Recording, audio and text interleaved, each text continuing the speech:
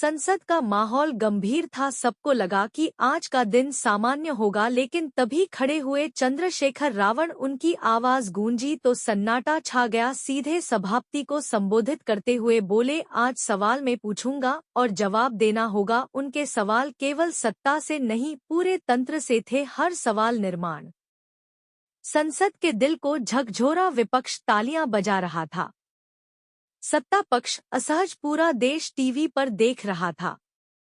यह सवाल है असली जनता के। मेरे प्यारे भीम सैनिकों, अपने छोटे से चैनल को सब्सक्राइब जरूर करें और कमेंट में जय भीम जरूर लिखें।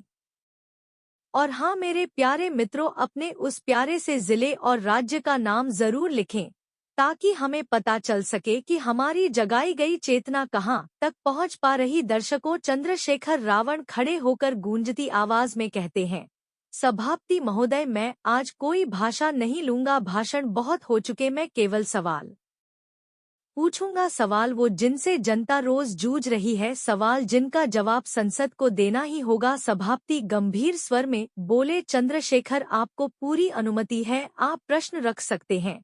फिर आजाद रावण बोले, तो पहला सवाल यह है कि शिक्षा को इस देश में इतना महंगा क्यों बना दिया गया। गरीब बच्चे, दलित वर्ग, आदिवासी बच्चे, उनके लिए अच्छे स्कूल, अच्छी यूनिवर्सिटी क्यों नहीं? क्यों उनकी जिंदगी का सपना फीस की पर्ची देखकर टूट जाता है? क्या संविधान ने सबको बराबरी का अधिकार नहीं दिया था? क्या यह संसद इस पर चुप बैठे कि संसद में हलचल सत्ता पक्ष की ओर से कुछ ने, विपक्ष की बैंक से तालियां की आवाजें आने लगी। फिर आजाद रावण आगे झुककर बोलते हैं, सभापति महोदय, यह सवाल सिर्फ दलित का नहीं है, यह सवाल हर किसान का है, हर मजदूर का है।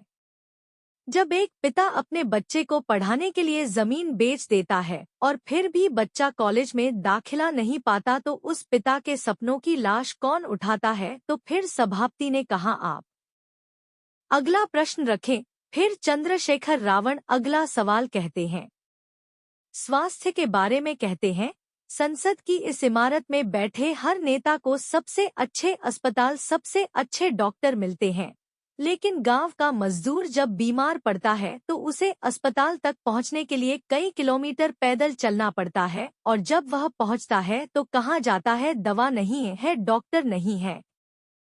पूछना चाहता हूँ, क्या जनता के बच्चे और बूढ़े मरने के लिए पैदा हुए हॉल में अचानक खामोशी? कुछ सांसद सिर झुकाए सुनते हुए बैठे रहे। फिर चंद्रशेखर रावण का स्वर और तीखा होता है, अगर यह लोकतंत्र है तो फिर स्वास्थ्य और शिक्षा क्यों बिकाऊ माल की तरह हो गए हैं?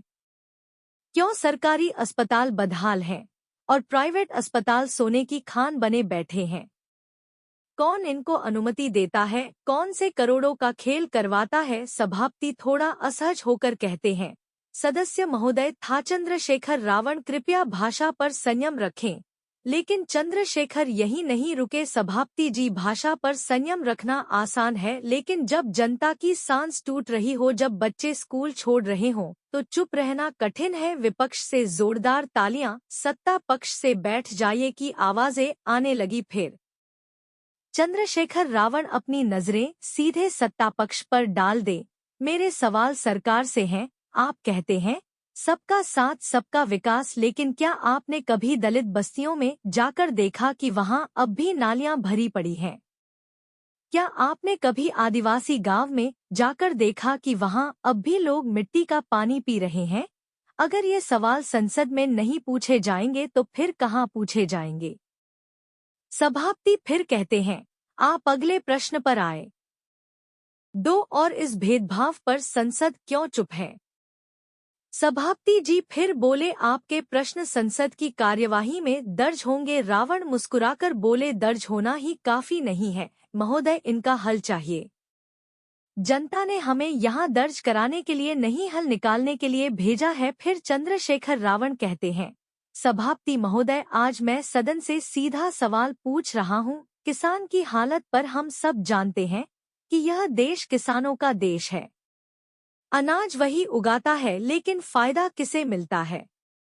बड़े व्यापारी, बिचौलिए और उद्योगपति। किसान अपनी फसल उन्हें पौने दाम पर बेचने को मजबूर हैं, और शहर में वही अनाज 5 गुना कीमत पर रहा है।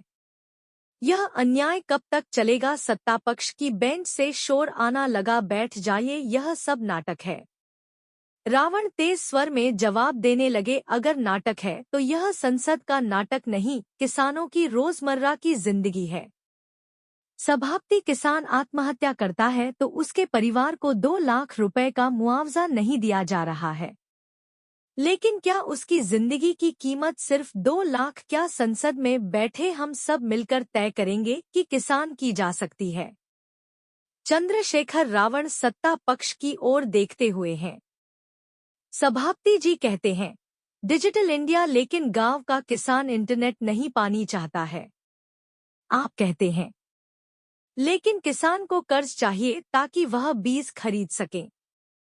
सवाल यह है कि इस देश का पेट भरने वाले को ही पेट भरने की गारंटी के? सभापति शांति का संकेत देते हुए चंद्रशेखर से गया है।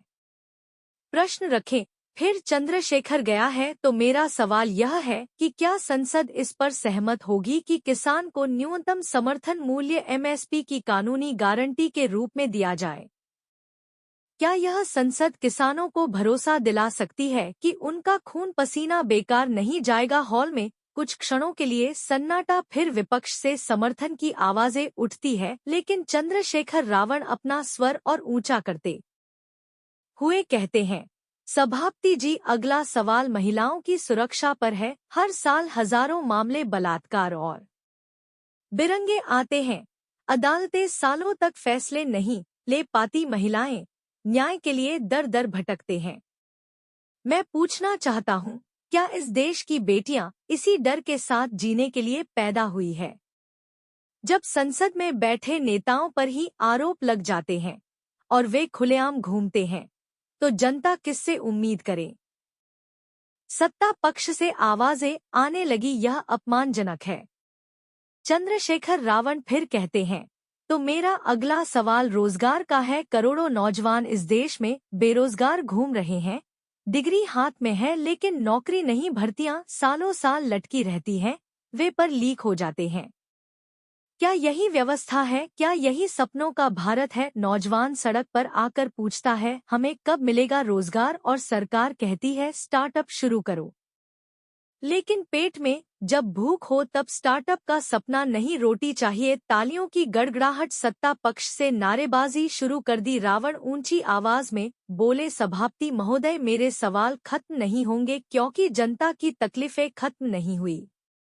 मैं यह भी पूछना चाहता हूँ कि जब किसान आत्महत्या करता है तो यह संसद कितने मिनट चुप रह जाती है? 5 मिनट, 10 मिनट, और उसके बाद फिर सब कुछ सामान्य क्यों हो जाता है? क्या उस किसान की जिंदगी 5 मिनट से भी सस्ती है? सभापति गंभीर होकर बोले, चंद्रशेखर, आप अपना प्रश्न संक्षेप में रखें। फिर चंद्रशेखर रावण बोले, संक्षेप में कहूँ तो सवाल किया, क्या यह संसद सिर्फ पूंजीपतियों की है या आम जनता की भी? क्या कानून सिर्फ उद्योगपतियों के लिए बनते हैं या उस मजदूर के लिए भी जो सुबह 4 बजे उठकर होता है? संसद में भारी शोर, विपक्ष की ओर से बहुत सही कहा की आवाजें आने लगी। फिर चंद्रशेखर रावण अपनी बात को और आगे बढ़ाते हैं, मैं दलितों के सवाल भी पूछना चाहता हूँ। आज भी जब दलित बच्चा गांव के कुएं से पानी भरने जाता है तो उसे रोका जाता है। आज भी जब दलित लड़की स्कूल जाती है तो उसके साथ भेदभाव होता है। क्या संविधान ने सबको बराबरी का अधिकार नहीं दिया था? तो फिर यह भेदभाव किसकी देन है? चंद्रशेखर रावण सीधा पलटवार करते हुए कहते हैं, अपमानजनक क्या है यह कहना कि बेटियां सुरक्षित नहीं, या यह हकीकत कि बेटियां सुरक्षित नहीं? सभापति जी, संसद अगर सच्चाई सुनने से डरती है तो इसका मतलब है कि संसद जनता की आंखों में धूल झोंक रही है। विपक्ष से जबरदस्त तालियां, सत्ता पक्ष बेंचों पर खुसुर पुसुर होने लगी। चंद्रशेखर रावण धीमी लेकिन ठोस आवाज में कहते हैं, एक और सवाल, लोकतंत्र की संस्थाओं की आज न्यायपालिका, चुनाव आयोग, जांच एजेंसियां पूरी तरह स्वतंत्र हैं या फिर वे सरकार के दबाव में काम कर रही है? सभापति कठोरता से रहे हैं, सदस्य महोदय कृपया आरोप लगाने से बचें, अपनी सीमाएं याद रखें। लेकिन रावण यही नहीं रुके और कहते हैं, मैं आरोप नहीं, सवाल कर रहा हूं। और सवाल जनता की तरफ से, अगर संसद में भी सवाल उठाना है तो बताइए, क्या यह लोकतंत्र है या तानाशाही? सवाल पूछना ही लोकतंत्र की सबसे बड़ी ताकत है। मतलब आवाज बुलंद करें। जब जनता मोदी है तो संसद को सुनना ही पड़ता है। तुम्हारा तभी मिलेगा जब सवाल। चुप्पी सबसे बड़ा अपराध है और साहस सबसे बड़ी हो जाए। अगर इस आवाज से तुम्हें प्रेरणा मिली है तो इसे औरों तक पहुंचाना तुम्हारी जिम्मेदारी। वीडियो को लाइक जरूर कर अपने दोस्तों और परिवार के साथ शेयर करें और चैनल को सब्सक्राइब करें, क्योंकि यह तुम्हारी आवाज आई।